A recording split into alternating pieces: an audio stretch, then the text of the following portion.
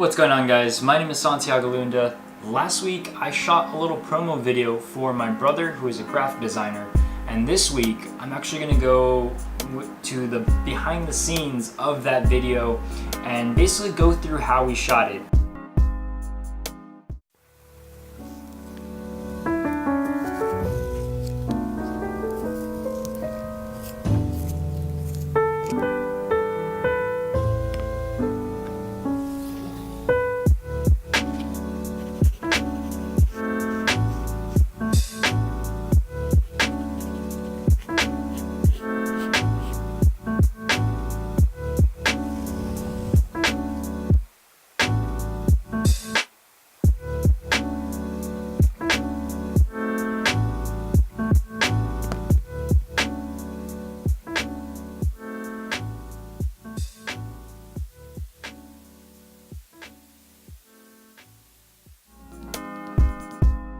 This isn't going to be exactly like my other videos that I've done quite recently. It's definitely going to be a lot more in-depth, kind of a walkthrough of the whole process of shooting this little promo video. So if you're not really interested in that, I don't blame you. I expect this video to be a little longer than usual because of the nature of it. So if you want to stick around, please do. Hopefully you guys like this. This is going to be my first time doing this style, with a tablet, trying to record my screen, recording myself talking all at the same time, and kind of going through a tutorial style video. So bear with me. This is my first time using all of these programs, and I haven't really decided if I'm going to use this screen recorder. Really, there are some paid options which I might go for later, but let's just get into it.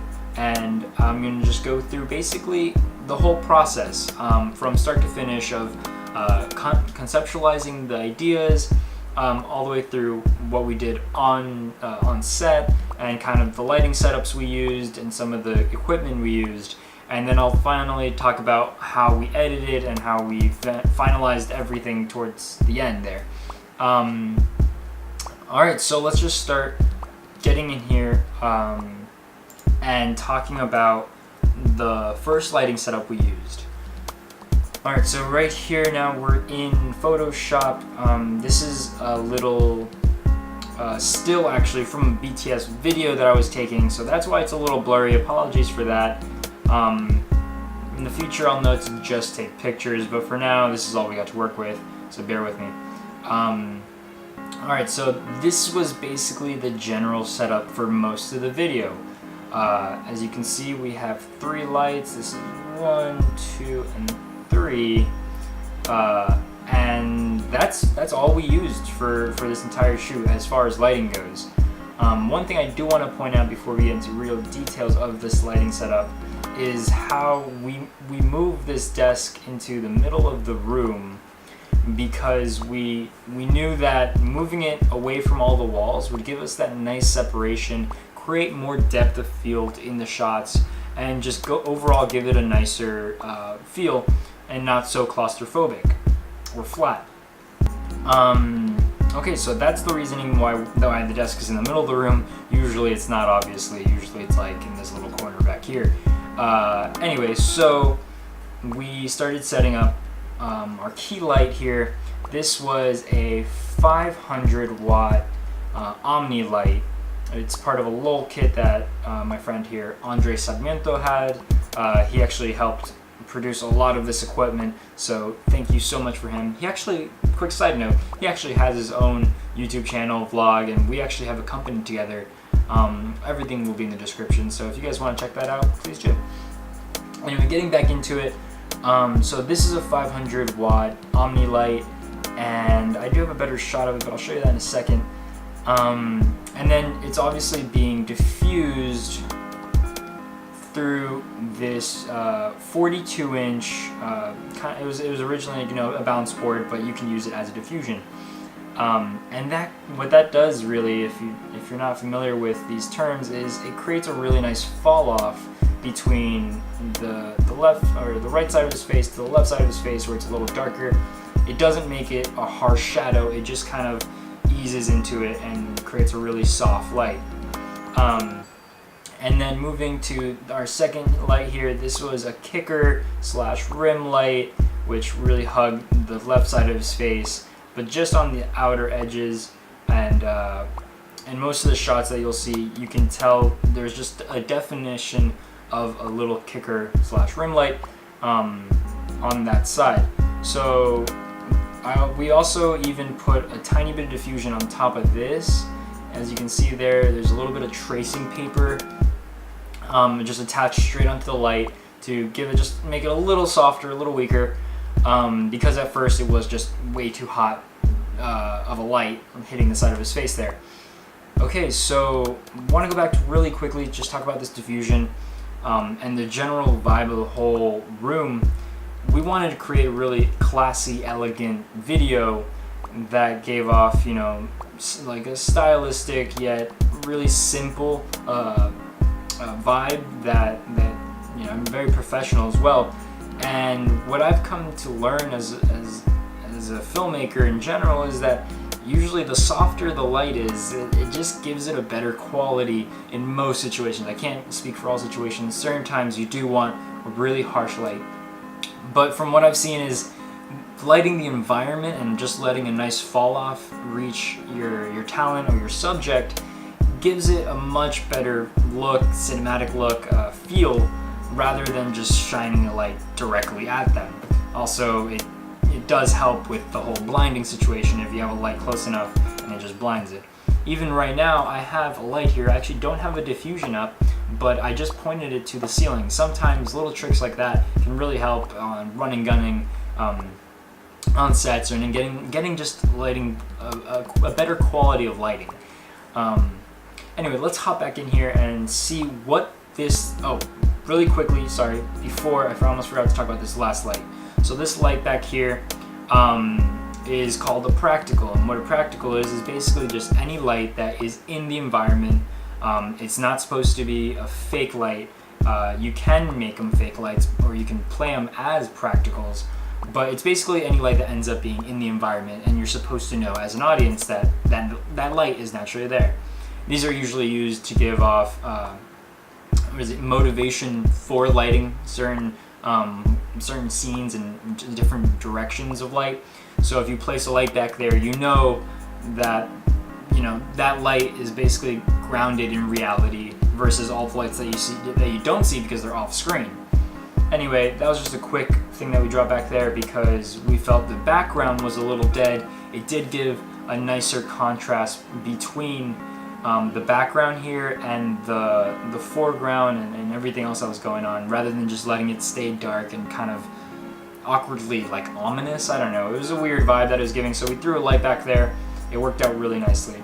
So let me jump to the actual shot that we got from this setup of my brother. Let me clear that really quick. Okay, so here, as we can see, we have the nice 500 extremely diffused light with that beautiful fall off. So this is what I'm talking about when I say fall off, is the distance between the brightest point and the darkest point on somebody is the fall off. So a sharp shadow ends quite immediately. A really nicely diffused light will travel a long way before going dark. And then before I keep going, I also, okay, those aren't deleting. Anyway, whatever. Before I continue, so then from over here, you can see that this little sharper, bright light here on the edges of his face, that's the rim light, and that was a small little 250 back there. Again, it just creates that separation from the background, and nicely, it gives a nice contrast and lets your eyes more simply take in everything on screen here. And then finally, we have again that practical in the back corner over here, lighting, just giving a nice light in this general direction, in this general area. And again, that's a pretty soft light. I think we even diffused it a little more. But if that was just dark, it would have felt a little weird having all these lights on our subject and then the rest of the room be completely dark. it just made a lot more sense to put a practical in, to just light up the background just a little bit, just so we feel more grounded in reality, like, okay, this is a world with lights, it's not just a stage or a setup.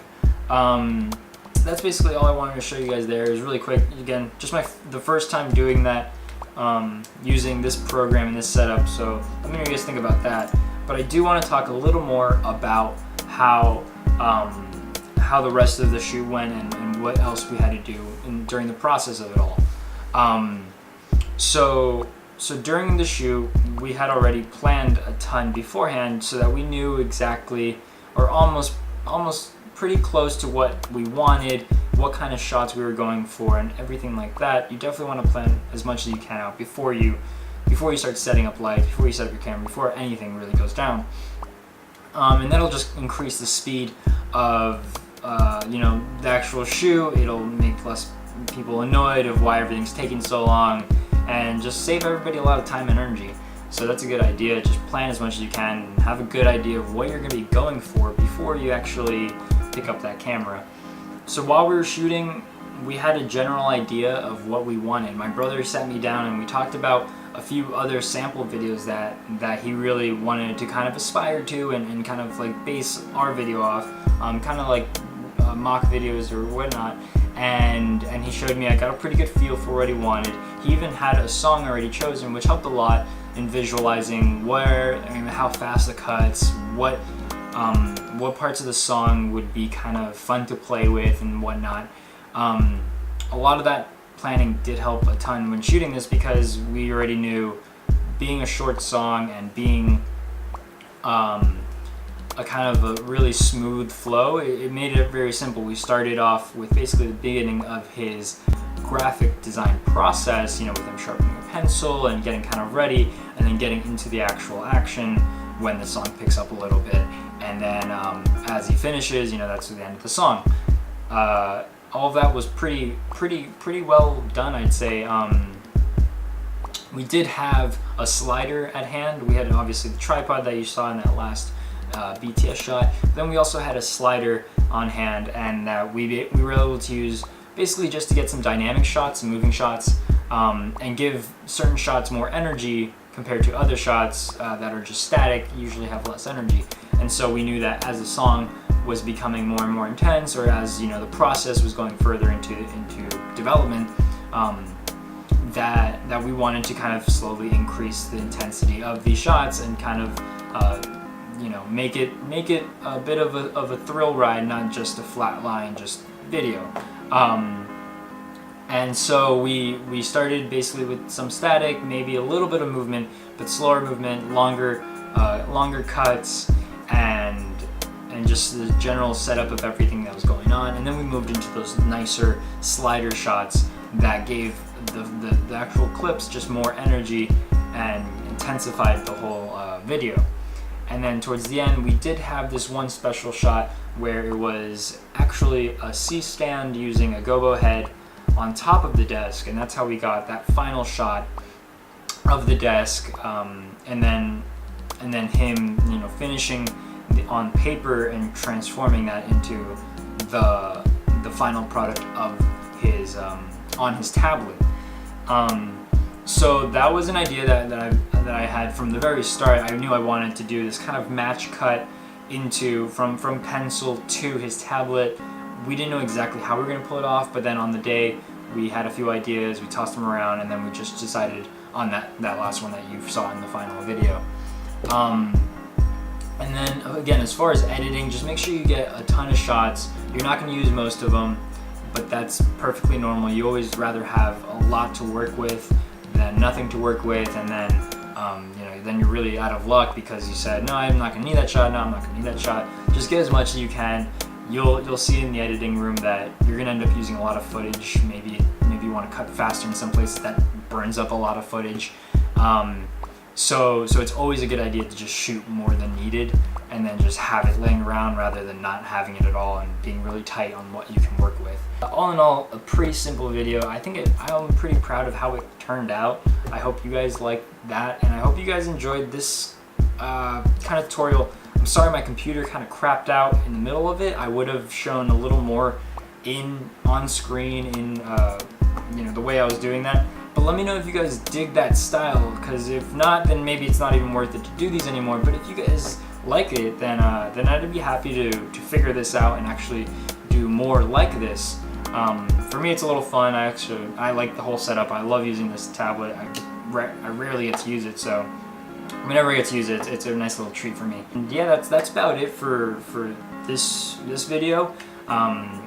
If you have any more questions on how we shot this, I'd love to answer them in the comments section. So you can shoot me a comment or a direct message, whatever you guys are comfortable with. I hope you guys enjoyed this video. Hope it wasn't too boring. I try to make it as entertaining as possible. But that's it for now. Take it easy, and I'll see you guys soon.